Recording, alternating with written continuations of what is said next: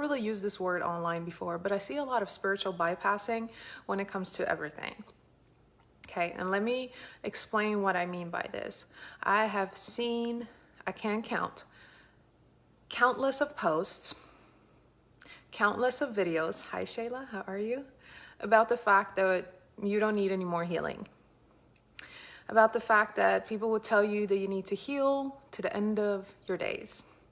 About the fact that everything is good, you just need to stop focusing on your trauma and you'll be fine.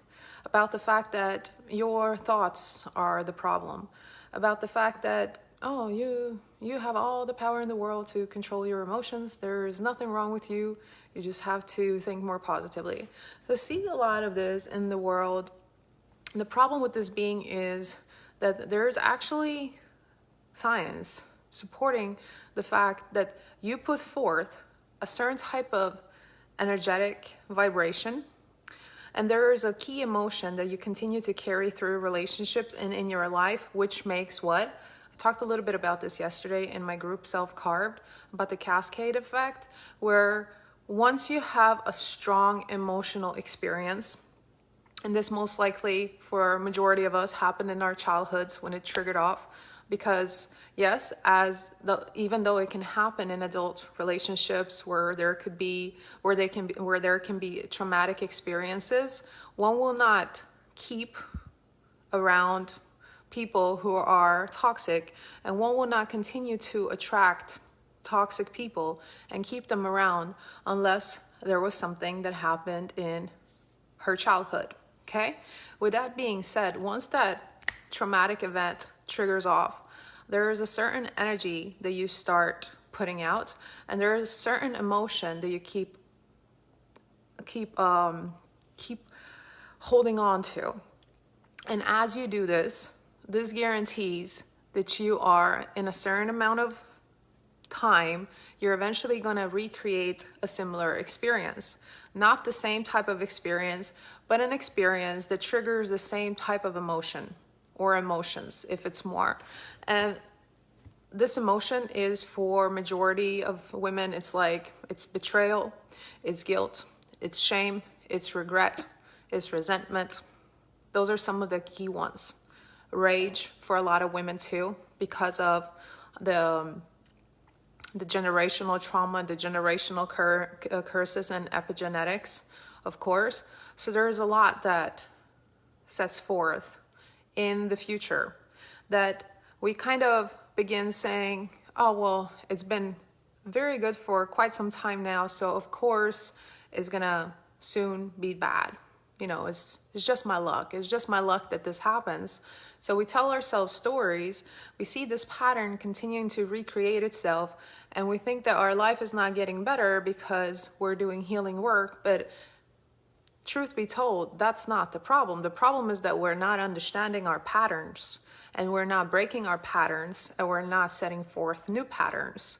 So the whole idea of that you don't need any more healing, I don't buy into that, just as I don't buy into you constantly focusing on your trauma either. You have to focus on wellness, and you have to focus on expansion, and you have to focus on love. But the spiritual bypassing part, what I'm talking about, is that you're ignoring what you're feeling, and you think that you have to just focus on positive thoughts, and you have to suppress when you feel any type of heavy emotions, and everything is going to be fine because you've already spent enough energy and time thinking about the bad things that happened. It's not about that. What it's about is really seeing and understanding your patterns. Who have you been attracting, and why have you been attracting those people? What kind of attachments are you currently holding on to, and why are you holding on to those attachments? Why is that? See, that's different than saying, oh, I'll be stuck in my trauma for the rest of my life. But it's actually looking at what is, so you can break that, so you can shift that, and so you can create something new. This is so crucial, that this is a step a lot of people want to jump over, but that you cannot jump over. If you jump over this step, you're going to create codependency with the person that you eventually attract into your life. If you haven't done the work around this, you currently have attachments in your life that are not healthy. So either way, it's like you can generate a lot of money fast, And you can continue to generate a lot of money, whether you are a coach or a consultant, or if you do some type of corporate work where you're making a lot of money. But that's not going to guarantee that you feel good in the process of making the money, and that you're going to feel good holding the money, and that you're going to feel good, period, in your life. So although it is possible to make it happen, to call in your true love regardless, but are you going to be able to keep that? And most importantly, are you going to be able to keep your mental and emotional health and continue to grow spiritually with that person once you call that person into your life? See, when we don't work through our patterns, when we don't understand our patterns, when we don't do the healing when it comes to our patterns, so we can break and release that and then create new patterns that are actually serving us, we create codependency. We create codependency. We rely on other people to fill us up, to make us happy.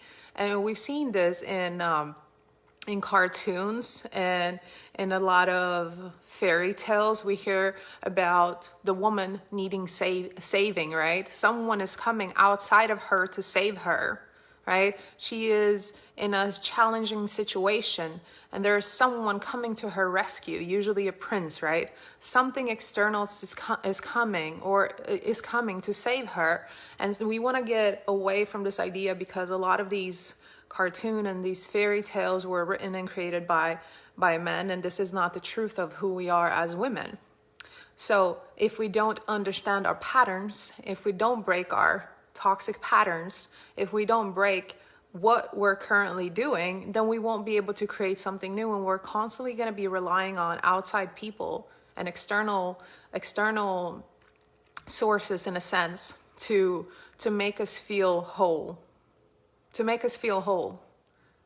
And so we don't want that. And then we think the solution is to not focus on any more healing, and we just have to focus on up leveling our energy, or we have to be more positive. But it doesn't really work like that. You want to tap deeper into the energetics of your divine energetics. If you want to deepen your feminine energy, or you want to strengthen your masculine energy, you still can't jump over what you're currently doing. And I see a lot of that.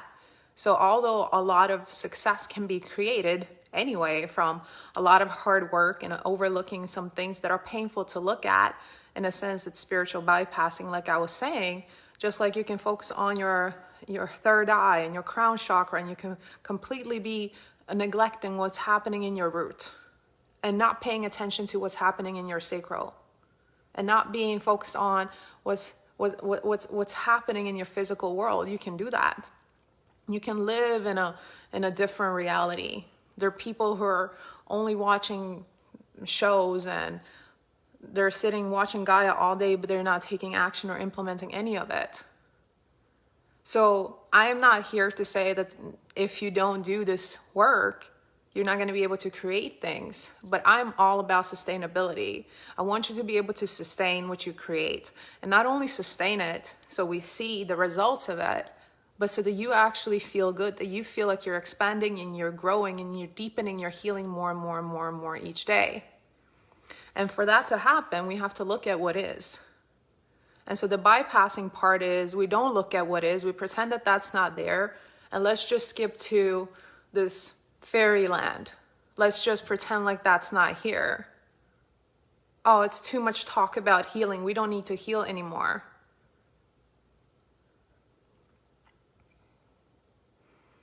Of course, there's going to be a lot of healing. Of course, there's going to be. There's been oppression. It's in your genes through epigenetics. Science has proven this. You carry your grandmother, and every woman that walked before you has been passed down into your DNA through generations. Of course, things are going to come up. But the problem is that we don't want it to be there. The biggest problem, for example, with anxiety is that you want to avoid the emotion. You're not afraid of what's going to happen so much as you're afraid of feeling it. And in the healing journey as well. This is why we want to skip it. Oh, just give me the partner. I don't want to go through the process of feeling with all this. Just give me a better relationship. I don't want to go through the process of communicating and being vulnerable and opening up and doing the inner work. Just give it to me. Just give me more money. I don't want to go through the process of recognizing why I haven't been owning my power, why I haven't been wanting to stand up for myself, why I've been so afraid of negotiation. I don't want to look at that. Just give me what I deserve. I deserve this. It's my God-given right. This is what we say because we don't want to go through the process, because we focus on the outcome so much. But part of being humans and being here in this physical world is to go through the process of that. There's so much that I've been through in my life that at the time I was like, what the heck? Why am I going through this? This is so painful. But then what happens? We realize that we wouldn't be able to tell the stories. We realize that we wouldn't be able to guide other people. We realize that we wouldn't see ourselves the way we see ourselves today unless we went through that. So when I talk about manifesting true love, and when I talk about manifesting your dream reality, whatever that means to you, is calling it in, but also making it sustainable, and also making it, setting forth a new pattern that's positioning you in a way that you continue to heal, you continue to grow, you continue to expand, and you continue to flourish even when you get that. And as we do that, we realize that in every process, every way of thinking, every way of moving around and making things happen in your life, it all comes down to your relationship with yourself. No matter what I focus on in my coaching practice at the time being, it doesn't matter.